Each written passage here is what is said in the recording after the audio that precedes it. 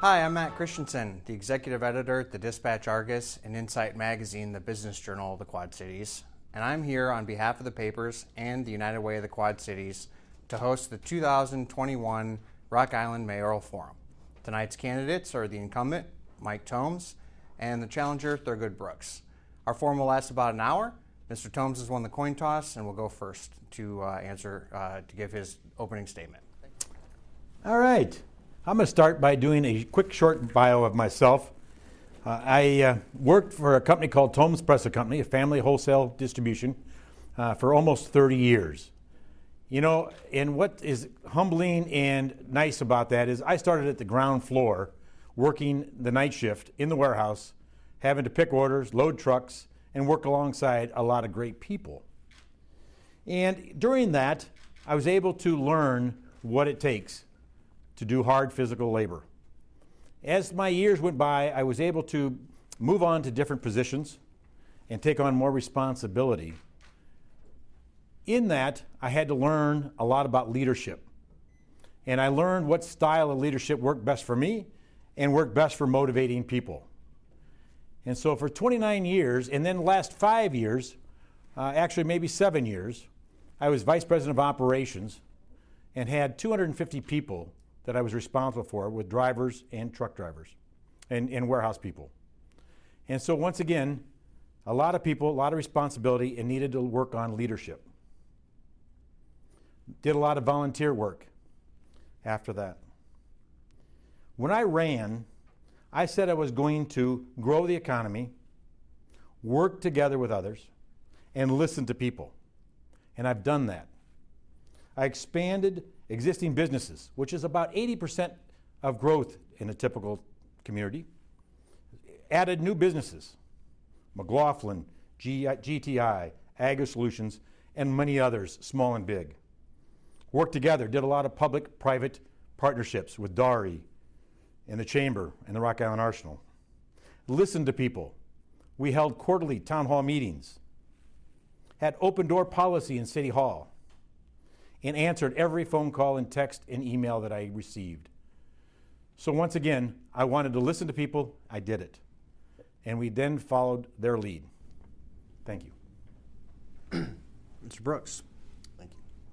Hi, I'm Thurgood Brooks. First of all, I'd like to thank the Quad City Times and for all of you here and watching at home for the invitation. It's been a very difficult year for a lot of people, and probably many of you too. Individual and business alike have been suffering, even before the pandemic. Rock Island had real problems. Many of you had told me and my team that you're concerned about the quality of education in Rock Island, our racial equity in healthcare, and that our job situation, economic security, and the cost of housing are concerning. We have complex problems and not easy to fix. They'll take time and systematic and strategic work. But I believe we can solve them together. I believe that listening to our residents to understand their needs and being transparent and communicating regularly and working together as a community are keys to our success. We want to think of Rock Island differently than we have been in the past.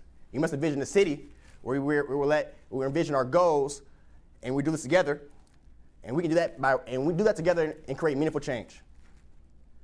We can expand our education opportunities and training opportunities. And we can have great jobs. We can improve our health care for all Rock Islanders, and we can make it better for those in our community who are most vulnerable economically and otherwise. As an African-American mayor, I've seen the best and worst of Rock Island. And as your mayor, I look forward to working to ensure that we are working together and collaborating inclusively and transparently. Mr. Brooks, the first question will go to you. You've said that you would form a police community relations commission to collect and evaluate data on policing and issues within the community in Rock Island. Why is this a priority for you? It's a huge priority, Matt. I even talked to Mike about it over the summer. And in fact, I spoke to Mike about it in several meetings and over the phone for one time for about an hour and a half. And it took some time until we got in the paper for us to come back and be able to move forward with that discussion. But it's important, Matt, because we have a disconnect and mistrust between our community and policing and vice versa. And so I think it's critical to bring our community together with law enforcement included, convicted felons, and any other disenfranchised group, bring them together to communicate. Because once you communicate, you realize that you're more alike than you are different. Mr. Tomes, do you think a community relations commission is a good idea when it comes to policing? A community relation is, dependent on what authority they have. At this point, we have no problem, and I wouldn't have a problem having the community talk about issues that are involving the police department, but I don't think that they should have the authority to make decisions. Whether it's personnel issues, and we should not be sharing personnel records. There's between the union and the city manager and the police chief to work on whether should be discipline or whether there should be other changes made.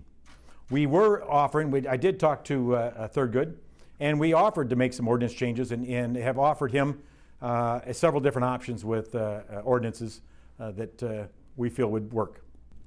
Mr. Brooks, what are those ordinances? Well, as far as ordinances, we haven't discussed any ordinance change. We met with Mike and the city manager and other mayors and city managers throughout the city, or the Quad Cities. But we struggled with Rock Island. That's why we ceased talks in the summer. And when we got back to them, it was after we were on the paper with your paper, Quad Cities Times, where we got 3 emails and a phone call from Mike and city manager looking to move forward behind with the Community Relations Commission. And let me be clear, Matt. We're not asking them to hire and fire people. It's a Community Police Relations Commission, which should be build relationships. And that's what we're looking to do. And I hope we can move forward with it. And we will move forward with it when I'm mayor. Mr. Tomes, do you think there should be next steps in the conversation with the resolution? Absolutely. We did, once again, send a draft of an ordinance and policy changes to Mr. Thurgood. So I think, yes, there should be some dialogue going back and forth. Is there room for improvement? Absolutely. Can you talk a little bit specifically about what the police department in particular might do differently to improve relations with residents in the city? You know, I don't know. They can continue to do or expand on community policing is one thing they can do. We've done quite a bit of it. We've worked with the Community Caring Conference, CCC, in Dimitri, and getting involved in a lot of community picnics and that sort of thing to get to know people and get them to know what the police department and fire department are all about. So I think we could accelerate that or do more of those type of things for community. We've offered reports or topics at the police station that people can come down and talk to. Each month there was a different topic. So the community can come down and voice their expressions and opinions on those. So I think that there's those things we could do maybe different, taking the show on the road, so to speak, instead of doing it at the police station. We could put together a committee together to get their advice and thoughts on different topics or issues that come up. Mr. Brooks, your thoughts for the reforming the police department? So we have some very specific ordinances and things we can do. And so just to be clear, we have not received any ordinances. We have received and we have sent back and forth a idea behind a commission that we brought forth with resolution. But one thing we can do, Mike talked about community policing, and we brought that forth. And one initiative we can do that, which was denied by Rock Island leadership, was not volunteer hours, but community hours for police officers that are newly hired and transition and working that to the ones that are currently there, of about 100 hours of community work. And they can get paid during their training hours doing this because there's ample training time. And what it would do, it would get them to know their community they're policing before they have a badge and a gun. And then their community would start to get to know them. And then now we start to have dialogue. And then when you have dialogue, we all know you can begin to understand people that are different than you. And that's what we need to do. We need to start understanding people that are different than us. And I think that we could do more with professional diversity training. There's no doubt about it that whether it's the 100 hours, that gets quite expensive. We're in overtime situation. And so that something compromised there would be to get some diversity training and increase that. Whether it's how we put it together could be talked about. Can I comment on that? I'll let you guys work this out in your normal talks. Yeah. It wouldn't require any overtime, Matt. It wouldn't. We talked to the police officer. We met with the chiefs and the sheriffs numerous times, more than we did with the mayors, and we made it clear, and they were clear to us that there is time for training for other things, and so you can implement that in our training if you're creative enough and bold enough to do it. Thank you. Let me switch topics really quick. Can both of you explain your plans to improve affordable housing stock in the city? And I'll start with you, Mr. Brooks. Most certainly. And so we have a problem here where we have beautiful structures in Rock Island that have been neglected by either their owners and/or the city not being responsible enough to hold their owners responsible to keep their structures up to code and safe. So one thing we can do is look at the foundation of those properties. Can we find some grants that we have currently and look into others to renovate those and make those affordable and attractive? Because as we get more housing options and availability, property taxes go down. Because we have an issue here in Rock Island. Since I've been alive, and even through Mike's term, we're losing our population. And when you lose your population, your property taxes go higher because we had to make up for the budget we need to take care of our city. Mike, your plan? My plan is several things. We have $285,000 in the budget this year to utilize for people that need work on their homes. If their homes are not inhabitable, for example, or they need a new roof, porches, that sort of thing, we have $285,000 set aside for that type of work. We actually helped out 42 homes last year, budgeted about 35. We were able to make that work for 42 homes last year, were improved, so they had a good quality living. We also have passed a TIF deal, a TIF project for Century Woods and Heather Ridge to improve that housing. So that people have good quality housing to have. You know, just adding more doesn't solve the problem. We need to have quality homes. Rock Island Housing Authority has torn down and demoed a number of their projects and rebuilt them with townhouse type of units, so they got some brand new housing. We endorsed that. We put that up. And so that's what we're looking for, is quality houses, not just quantity. Can you talk a little bit about why you think it's acceptable or not acceptable to use tax increment financing for housing? That's not traditionally been a funding mechanism that's been applied to housing. That's correct. But let me just spell out that it's not just general housing for the market rate type of houses. That's what really is more it's not used for. But in this case, it was used for two large complexes that the type of housing they had was deplorable. I mean, we saw pictures where there was mice running across kids as they were sleeping. There was big holes in the walls. The plumbing didn't work well. The gaps in the doors were bad, and so the cold weather. And so the only way that could get changed is if it went under new ownership, and that new ownership had some incentive to be able to fix them up. And so we did the TIF, and the TIF is only with the footprint of those facilities. And so actually it increased. $60 million was invested, counting the purchase price. $30 million of renovations. So now people have good quality. So that's where we felt, otherwise it would have stayed the same and they would have had poor quality housing. And so we really felt it's better for the city, and the citizens and the people living there deserve a better way to live. Mr. Brooks, your thoughts on tax increment financing on housing? I think we should look into it. And I think it's really about equity.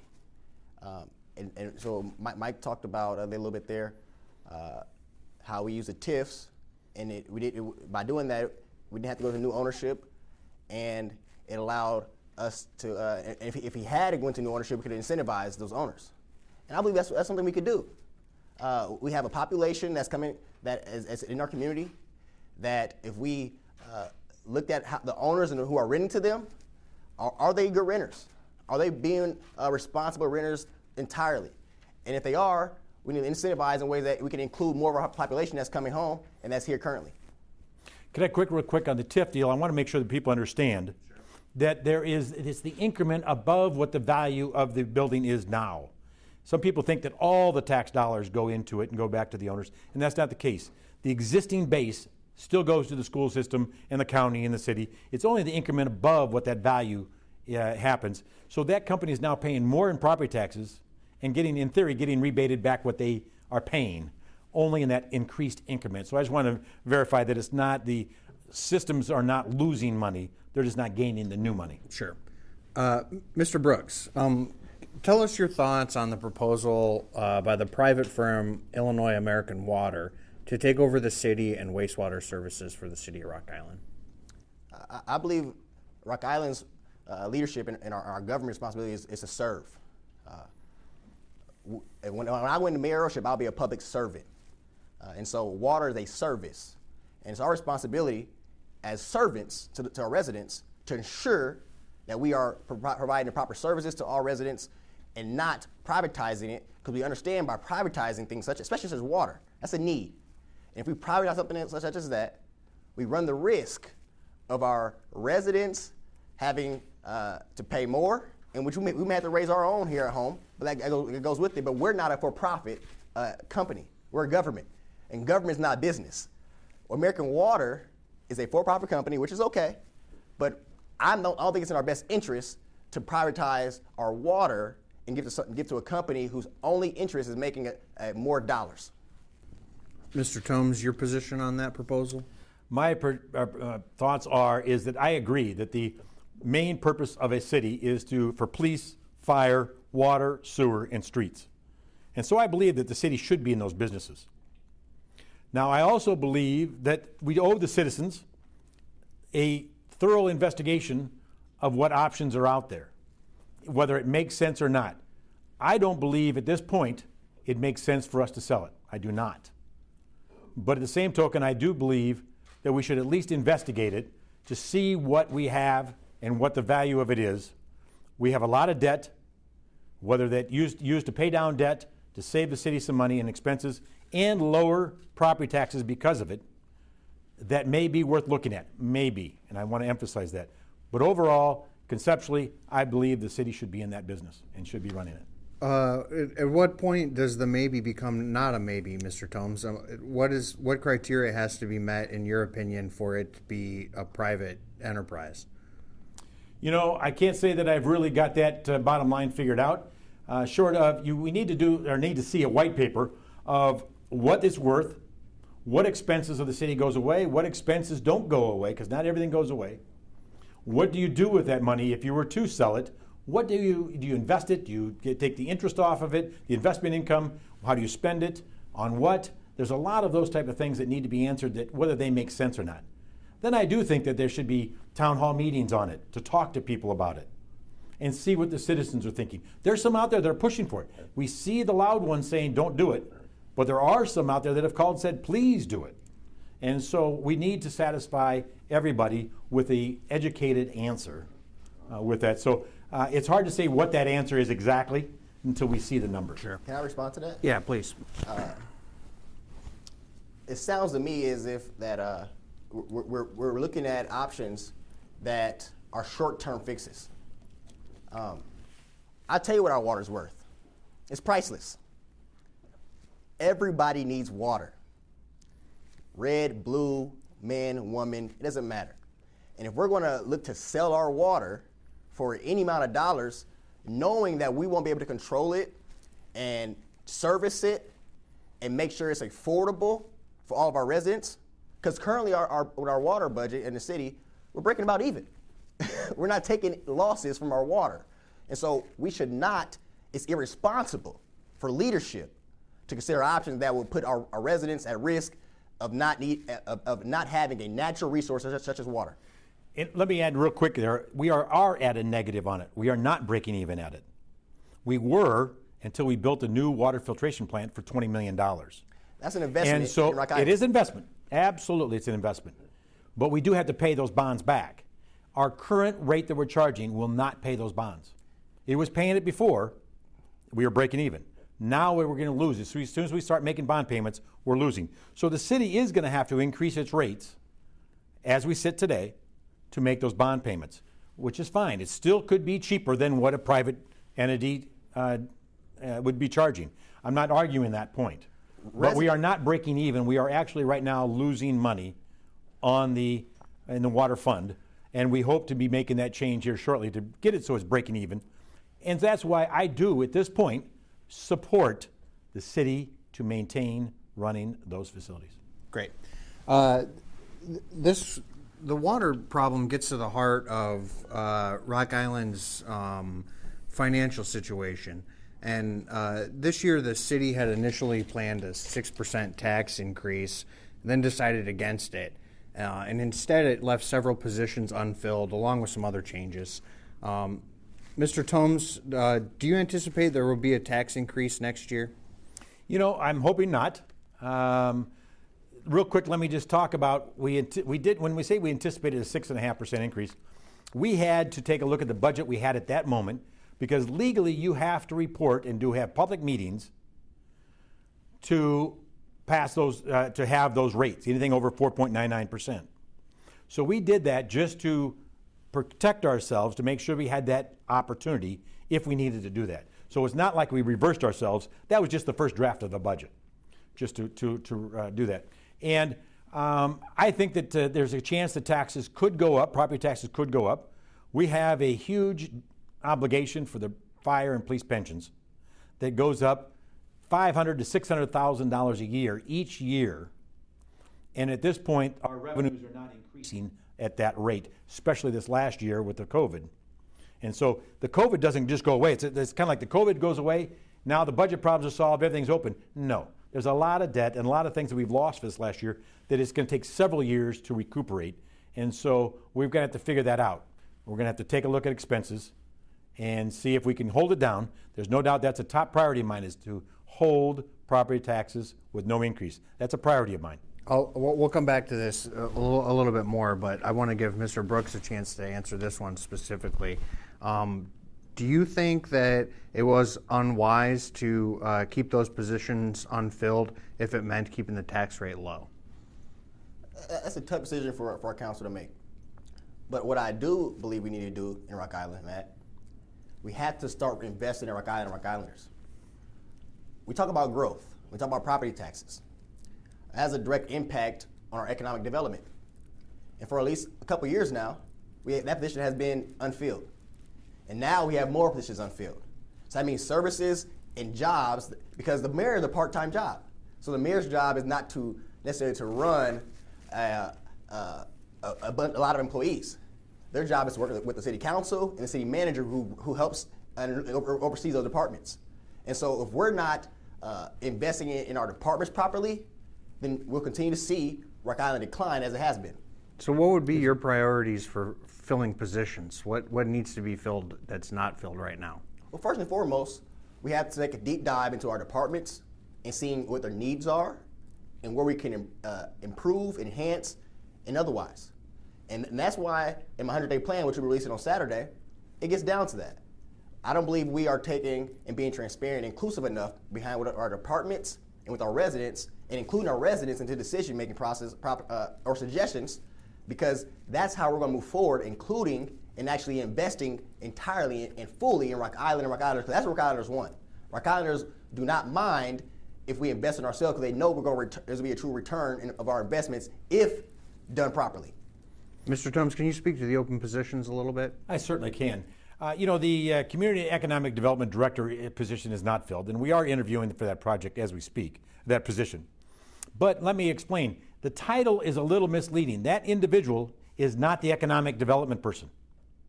That title manages the inspections, manages the zoning and appeals, manages the grant process, and manages the economic development. But it manages it versus that individual himself or herself being the economic development person. We do have an economic development manager on staff, have had for several years. Tara Sipes has been there and is investing time and efforts into growing Rock Island. We then, although on those positions on economic development, have invested more than what we had. We have a contract with Dari, and they have 3 economic development people working, or actually 2, one's a marketing, but 2, Liz Tallman and Stacy McIntosh are both working in economic development that we did not have before. That's additional. We're now also investing in a downtown manager, economic development. So the positions have been filled, and actually probably more than what we had before.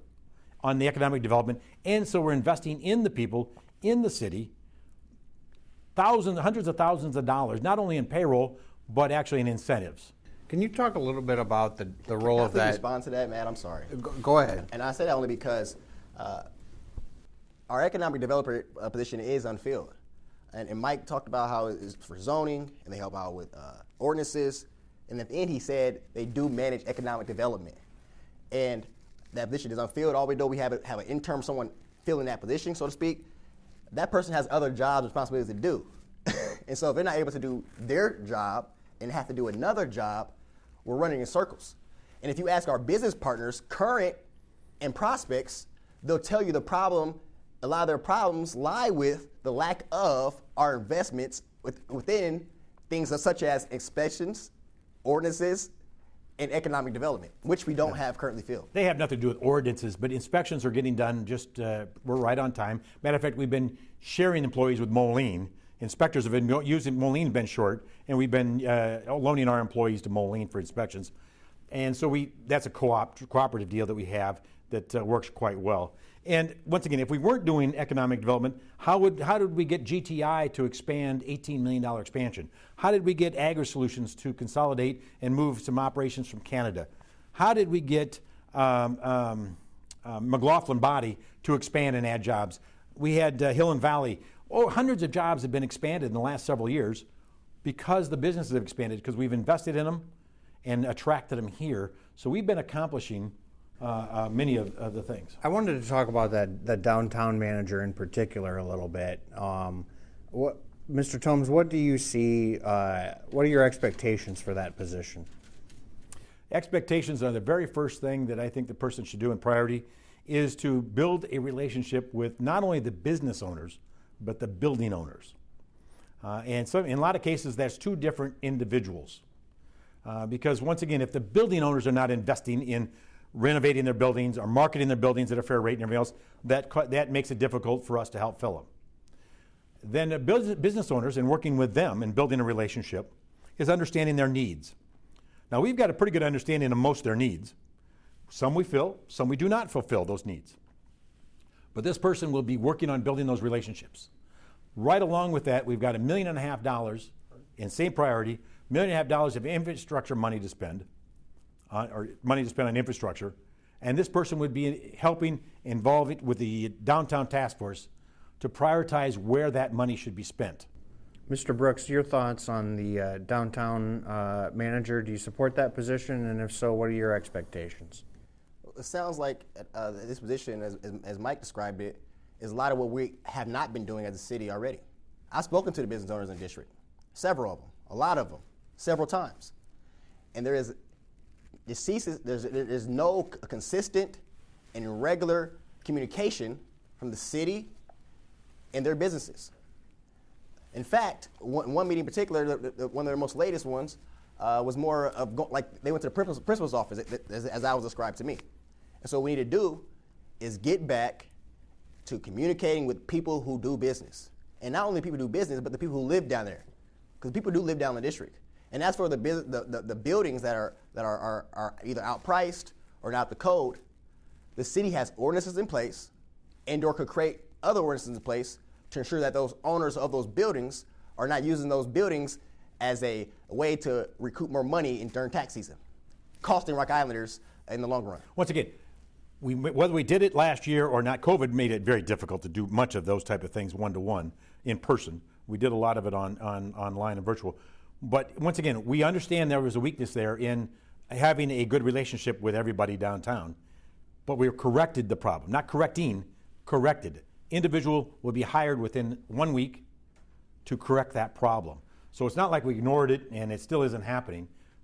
We are addressing that to make it even stronger. Yeah. I have a lot of business owners telling me otherwise. Yeah, let me ask. We'll stay on this topic because, Mr. Brooks, that's been a kind of a central theme to your campaign, is that the city of Rock Island maybe has not been the best listener to its residents. Can you talk a little bit about some specific examples where you think that the city has failed to listen to its residents? We can look at our city hall, our offices, and some of the task forces that Mike may have created. do they reflect all of Rock Island? My team, I have a 21-person team. My team reflects Rock Island from age, sex, race, and even ideology. Because Rock Island is very diverse. In fact, the most diverse city in the Quad City. And so if we're not including all residents in said task force, commissions, or making these notices or information accessible to everyone, how are we servicing all of Rock Island? And how are we being transparent in what we're doing? And so that's what we got to get back to, because Rock Islanders feel as if that we have not been working with them, but in fact, or instead, dictating to them. So, Mike, do you think the government is reflective, or, I'm sorry, Mr. Tomes, do you think the government is reflective of the community? Yes, I do. This downtown task force could not be more diverse and reflective.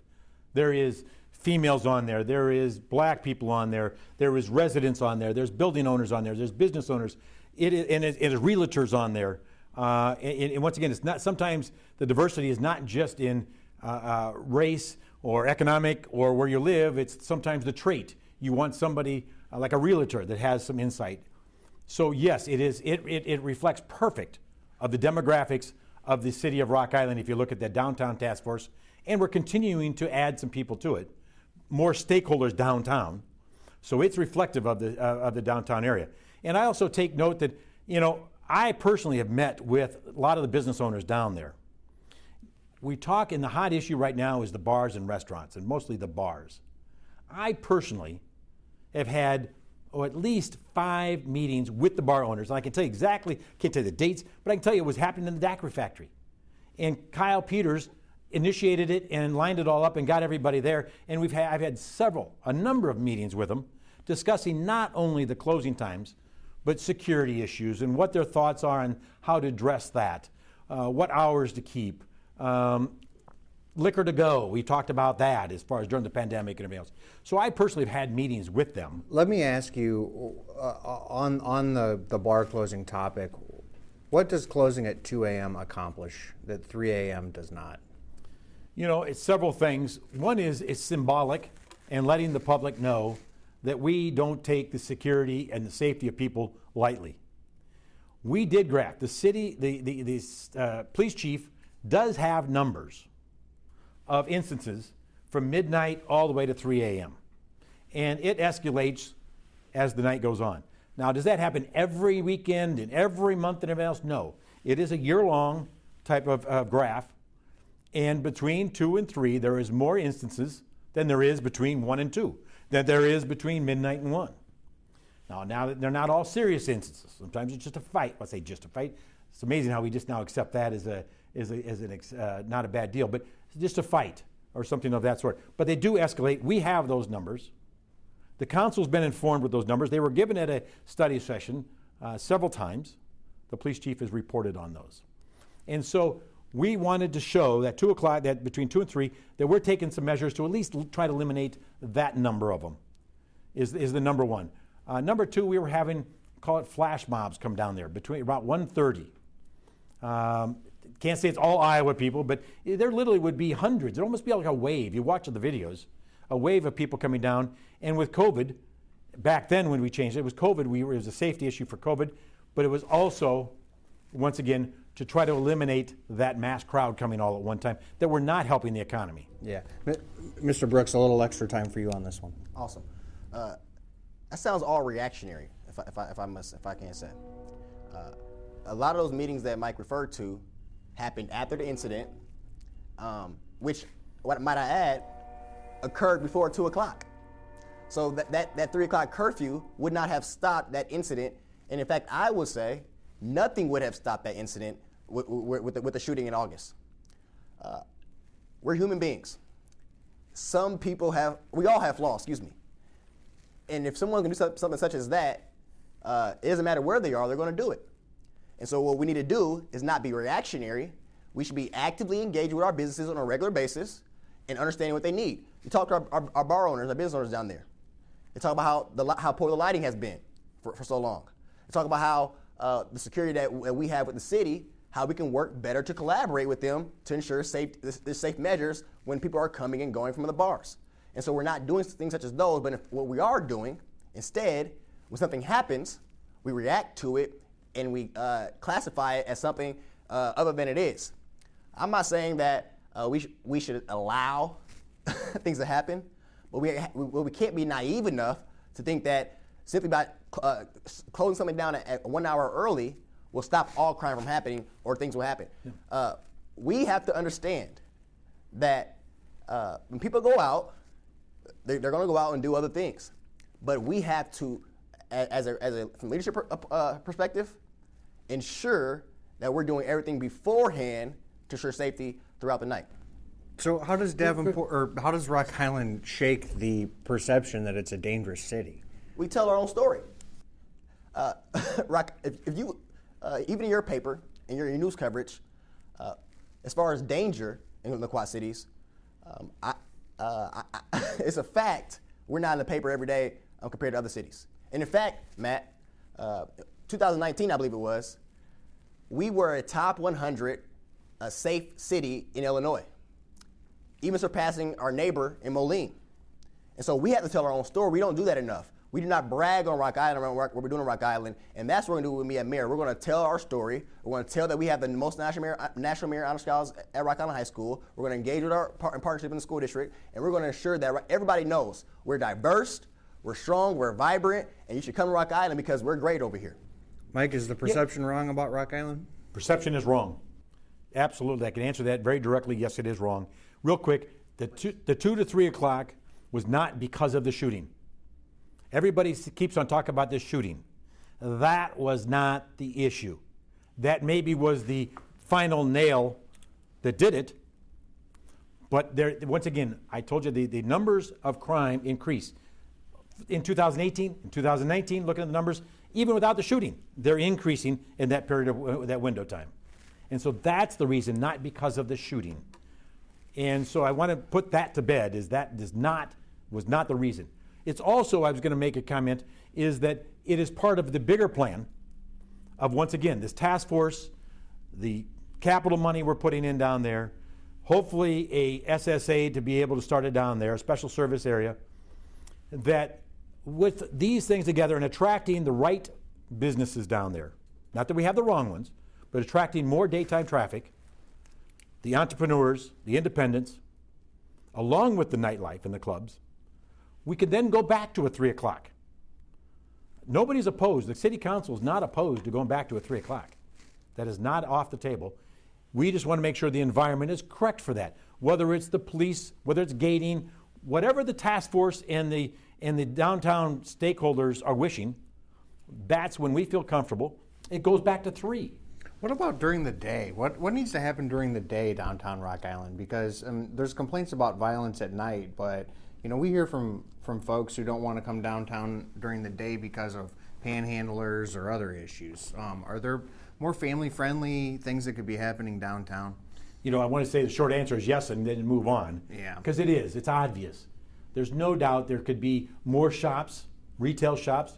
There could be, and I keep using the same examples, but there's no deli, there's no bakery, there's no ice cream shop, there's no arcade.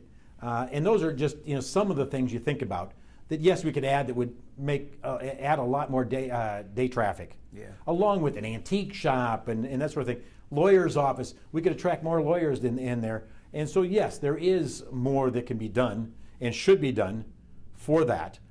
We can't snap our fingers just because we do some of these things and say, oh, they're going to show up. You still have to have incentives. You still have to work on the building owners to improve their property. You still kind of have to work on incentives to attract somebody there. Mm-hmm. The biggest problem is with entrepreneurship, which is great, but their lack of capital. And once again, that is something that the state and federal don't have many options out there for capital for startup businesses. Mr. Brooks, can you talk a little bit about or if there's anything the city can do to make groceries more available to its residents? That's a big complaint that we hear about in Rock Island, is lack of access to groceries. We had to prioritize it. We have to make it a priority to ensure that all of our residents are not neglected. And so we have areas of our city that it's almost as if it's out of sight, out of mind. They haven't been nurtured for years. I'm 27. There's areas of Rock Island that have looked the exact same since I've been alive. And so what we can do, one thing we could probably do is look at ways to start microfarming. When you microfarm, you start getting vegetables and fruits and those things that we need. And you're doing that with people who live in the community already, because we have a community on the west end of Rock Island that can tap into that do it already. But if the city engage in ways that we can enhance that, that's almost like a small farmer's market. And in fact, and as a district, how we can, if I may, how we can look to ensure more traffic and more businesses. One thing we can start right away, understanding where we are with the buildings and the lack of traffic there. Davenport has a great farmers market they host all the time. Why can't we do that in the district? Why can't we recruit food trucks, people to come with their tables? We have city inspectors. The city inspector can come. He can ensure it's all safe. And then we now have traffic from all the Quad cities. And then now that food truck, Mike talked about capital, they're gaining capital. And now when I'm mayor, we're going to address the neglect of buildings. We have buildings that are falling all over on other buildings that are running, that people are not using. So we're correcting with ordinances. And now if people have opportunity to gain capital because they've been engaged in it, now they can move into other areas such as buildings, and we can help by using incentives and being creative enough to ensure that they'll be successful. Mr. Tomes, this notion of food deserts in Rock Island. The city spent a fair amount of money on actually a consultant, which is very frustrating to do at times. But this person does nothing but evaluate places for grocery stores. And they score it. And this person, he in this case, knew what type of scoring a lot of the stores look at. And I'm talking more major stores, Kroger's, Fairway, Jewel, those kind of places. And so we got this report, and we actually went to a lot of the major players, and unfortunately got turned down. Even though the numbers showed that it was a food desert, primarily the Watch Hill property on 11th Street. And we marketed it. We worked very hard. I personally went to Chicago 3 years in a row to a trade show that these people are walking around looking at investments and developers. And we marketed it and pushed it and couldn't get anybody to bite. So we worked very hard at that. So it hasn't been ignored. It's not like it's out of sight. We are now looking at co-op. We've actually doing some investigation on how the best way to start a co-op grocery store. Haven't got that fully baked yet, so to speak, but we're doing the investigation to see if we can be the stimulus to help get it started and see if that makes sense. So we, as a city, understand it's there, understand that there's a need, and are working toward it. Real quick on the growing, we have 32 city-owned pieces of property that we allow people to grow, have gardens on. They come in, mostly refugees and immigrants are doing it, some locals, if you want to call them, now they're local. But we have 32 gardens, urban gardens, in the city of Rock Island that people are growing. They get it free. We're supplying water to them.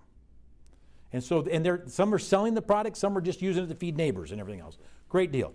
So there is urban gardening happening in empty lots throughout the city. I want to ask one kind of other budget question before we get out of time here tonight, and that's to address really the anchor around a lot of the necks of cities in Illinois, and that's the cost of public safety pensions. And Mr. Tomes, I'll start with you. In what way would you seek to improve the city's financial position so that this doesn't take up an ever-increasing share of the budget? You know, it's a state issue. Once again, I don't know if people understand, but the police and fire pension is negotiated and dealt with at a state level, but the city has to pay it. And unfortunately, they also had an actuary in there for a number of years, and I'm not throwing blame on anybody. City at a large return on investment, more than what you could really expect. It was at one time 7+% every year, annually, and that just isn't realistic. And so because of that, it was underfunded, or it kept dropping as far as the amount was in there to be able to cover it. And so we've had to increase lower that number to a more realistic number, actuary number return, and that increases your premiums. But it's only fair, Because the state then, once again, put a regulation on it. It has to be 90% funded by 2041. It's a state issue that needs to work on, do we have to meet the 2041 budget? Can they stretch that out farther? We have zero control over that part of it, the budget, the pension plan. And so it's only, we got to raise revenue. The only way is to raise revenue to be able to cover it. And there's a multitude of ways of raising revenue.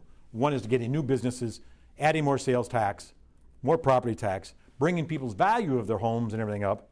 And that's what we're working very hard to do, to increase that revenue until the state finds a way to control that pension plan. Yeah, Mr. Brooks, do you have thoughts on how the city can sort of weather that issue? Yeah, as Mike said, it is a state thing, and the state has authorized the city to, most municipalities, to take care of that. But if you look on our website and our budget, it's not itemized much of any. We don't know exactly where the spending is going, although we understand that the pension takes up a certain percentage of it. So what we can do is, first, one thing, when I'm mayor, we're going to take a deep dive into our budget and ensure that we're getting the true investments in our investment that we're making, and make sure it's a good return on every dollar. And that's for what we can do with the state, understanding how they positioned us to the responsibility of taking care of these pensions. On my vision, on my website, one thing that I look forward to doing, because I am someone who collaborates with people and works well with people. That's what my resume is about. I look forward to working with mayors and city councils that border and throughout the state of Illinois to go to Springfield, because we're a local government. The local, state, and federal government. The local needs to communicate upwards behind what the problems are and needs, and how the state and otherwise could help address those. Real quick, just so I want to put it in perspective, the city of Rock Island collects approximately maybe $13+ million in property taxes. The state, the police and fire pension this year is close to $9 million. Okay, so that's in the general fund. What does that leave left? That's just the pension. There's no payroll. That doesn't leave a whole lot to work with. Now, our budget's larger than that because we get the sales tax and some other things and that sort of thing. But you look at property taxes and people talk about it doesn't leave much for streets or payroll of any sort. So it's a major problem as far as the percentage that's taken for the city. We talk about streets, Matt. A lot of our issue with our streets is we're using our gaming money improperly. The capital project for our police department, that was proper. The gaming money was meant for capital projects, such as roads and building structures for departments and city agencies. It wasn't intended to pay off the debt for the previous administration's Walmart venture.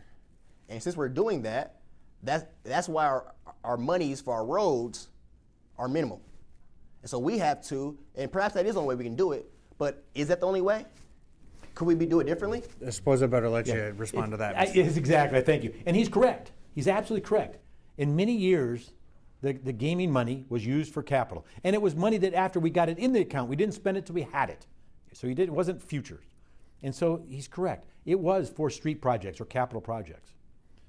But the previous administration did two things. They built the police station, which was needed, call it $20 million or so, but they also spent close to $20 million for the Walmart project. $40 million in debt in 1 year was heavy, and neither one of those projects bring in any revenue. So it was, by default, we had to use that money to make those bond payments. What choice do we have? Now, so we do want to correct that. There's no doubt about that. Should be corrected the best we can. But what we did do for roads is the city's portion of fuel tax, we did a lockbox. That is about $500,000 a year that is now cannot be used anything but for roads, where before it could be used anywhere in the general fund. So in my administration, we did change that and added $500,000 to streets and roads 2 years ago. This will be the second budget year to use that's that. a little backwards. We already had that in place. The gaming money was specific for that. So we stopped doing that and we created something else. But how do you pay the bonds? You got to pay those bonds. We got to pay the bonds, but the bonds are low interest.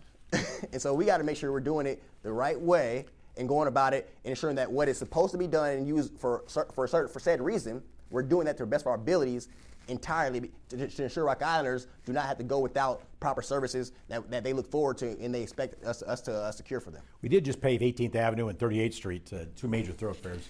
All right, we're getting close on time here, guys, so let's move on to a different topic here.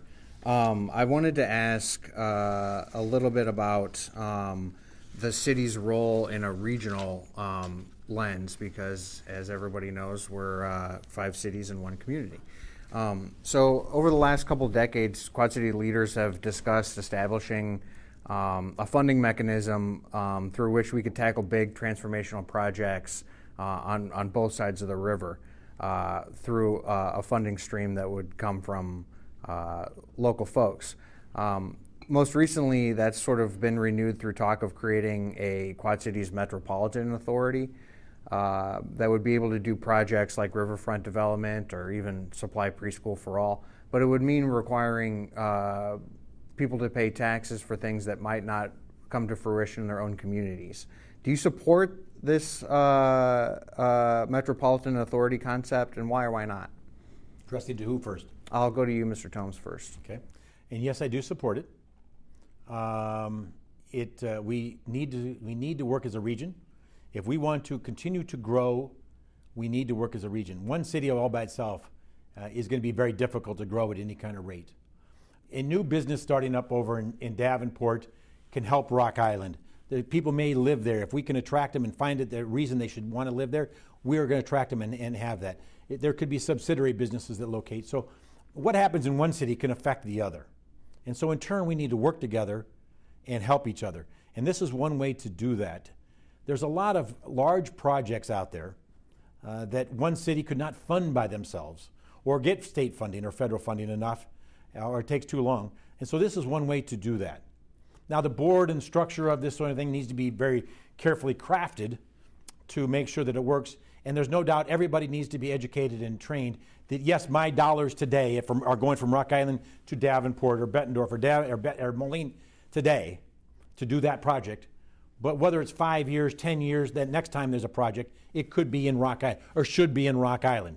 Whether it be the new Centennial Bridge, whether it be building something, a civic center, or not a civic center, I don't repeat, but something on the site on 11th Street and having a community own it and using that money that the city can't afford to do on its own. So there are projects. People just have got to have patience, trust in the community working together, and it can work. Yeah, Mr. Brooks, your thoughts on the Metropolitan Authority? I'm all for regionalism. It's important because since we're the Quad Cities, we're so close and we do help each other out. But I'm looking forward to be the mayor of Rock Island first and foremost. We have to invest in ourselves first. And if the regionalism is not what's best for us, in as far as the metropolitan deal you're talking about, if it's not ensuring that what's best for Rock Islanders, then we need to ensure that we're doing what's best for Rock Island and take care of ourselves. And while I'm for regionalism, I do believe too often, including my discussion with Mike regarding police reform, too often we lean on regionalism and we do not move forward within the borders of Rock Island. And so I look forward to working toward regionalism, but first and foremost, ensuring that Rock Island will move forward with or without said plan. Mr. Brooks, this one's for you to start. In October, the United Way, the Quad Cities Chamber, the Community Foundation, and Visit Quad Cities hosted the first ever Equity Summit. That was a conversation about race and economic disparities in the Quad Cities. Around the same time, this newspaper published a series called The Black Experience that showed in some stark details that people of color in the Quad Cities do not have the same opportunities as their white peers. As a mayor, what will you do to help people of color in Rock Island? First of all, we need to actively engage and bring them to the table. And that doesn't just mean those typical people that we bring to the table, such as the NAACP, the Martin Luther King Center, which are all great. But some things we got to do, we got to tap into those communities that have not been brought to a table to understand their needs and their concerns. and or why and how they got to where they are.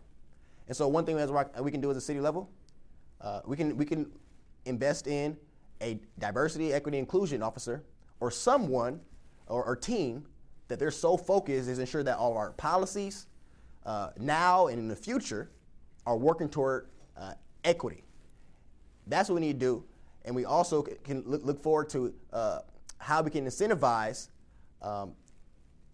programs and or startups for those disenfranchised peoples, including women that have been disenfranchised for far too long.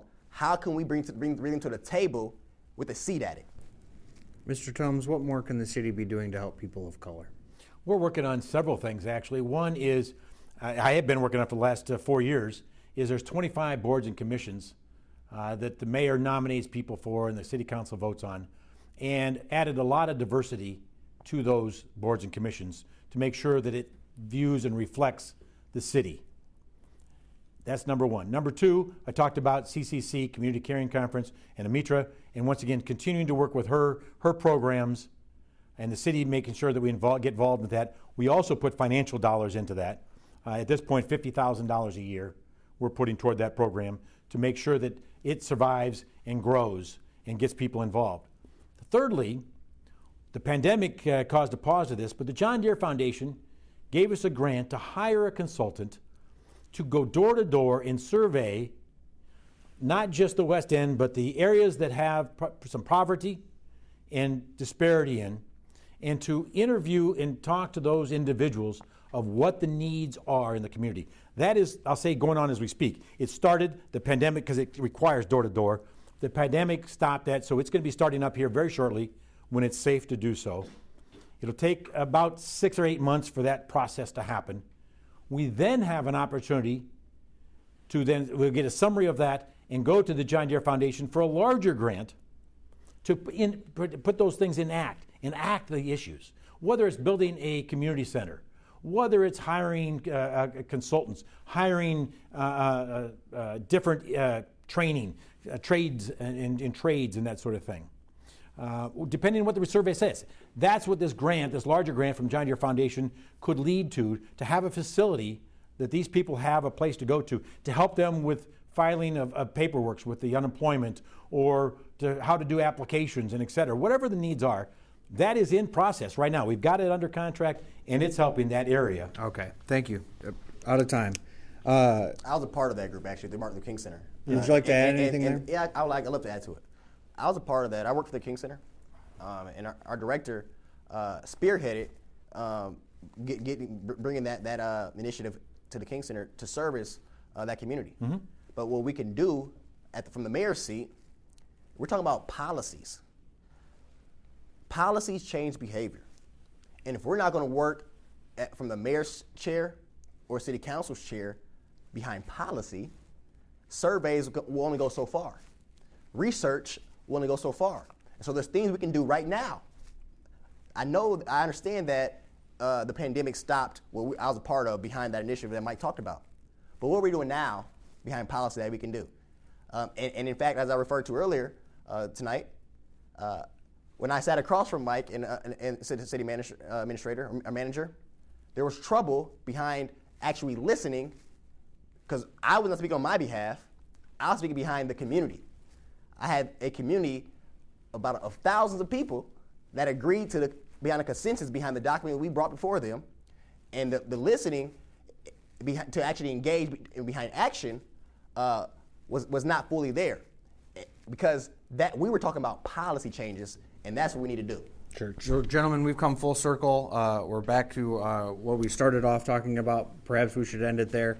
Our hour is up. So, Mr. Tomes, why don't you give your closing statement, and then we'll let Mr.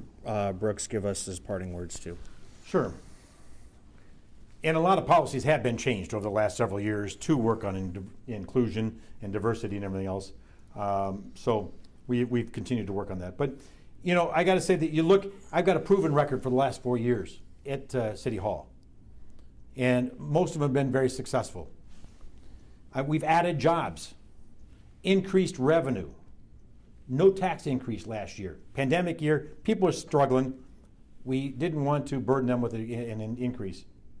We've cut expenses. We've dug deep, cut some expenses, not just in personnel. We've done it in other places besides personnel. We did this with no reduction of services. We worked together with other cities in federal government. We signed a 10-year agreement with the Rock Island Arsenal to manage their water filtration plant, and that brought in additional revenue, which I just talked about, but also partnered with the federal government, but here locally. We partnered with the city of Moline and the Arsenal on garbage collection. We held, talk about listening to people, we held quarterly meetings, town hall meetings, throughout the city, different places, different times. People got to give input. We did that every quarter for 4 years. Listened to the input from the public.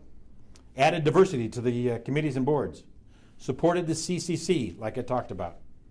Continued to increase community policing. We continued it and increased the community policing. You know, diversity is a mindset. It's economy. It's education. It's ideas, among other things. But diversity is very broad. And we've been working very hard at adding diversity and inclusion. I want people in Rock Island to feel like it's their home. That's the attitude that I'm looking for. That's the atmosphere that I'm looking for and having. Most people, when they locate in a city, is jobs, safe place, and a great place. That's what they look for when they look to move in a city.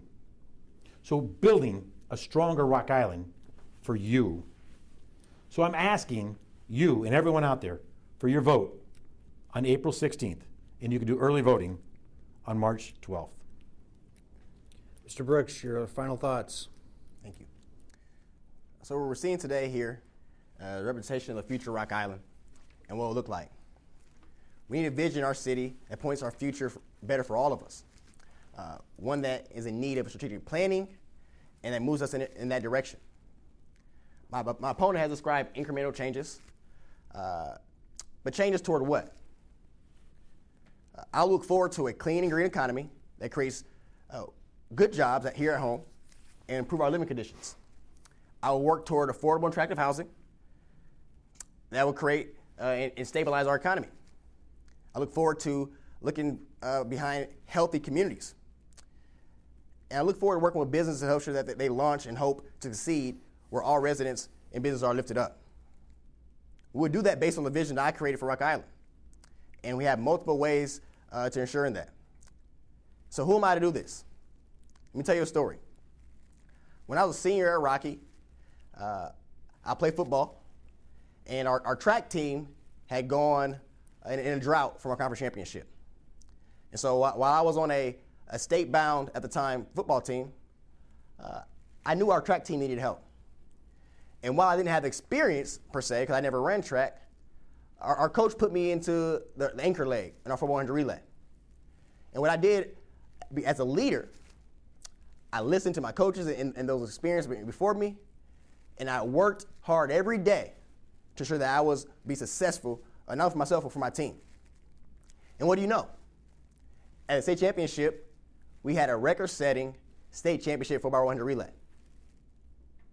We won. We all graduated as members of that team. So I don't claim to know everything, but I do promise that I will work with my expertise, with dedication and commitment to make sure that our community is positioned for a winning run. And I will bring it home for you. That's who I am. So let me say, I'm asking for your vote on April 6th of this year. Thank you. I did forget to thank the Dispatch Argus for this event. Guys, I want to thank you both, gentlemen. It's been a fantastic conversation, and I hope our viewers find this an hour well spent. Just a reminder to please do your civic duty and vote. You can vote early, and the election is April 6th. So thank you, gentlemen, very much. That concludes the debate.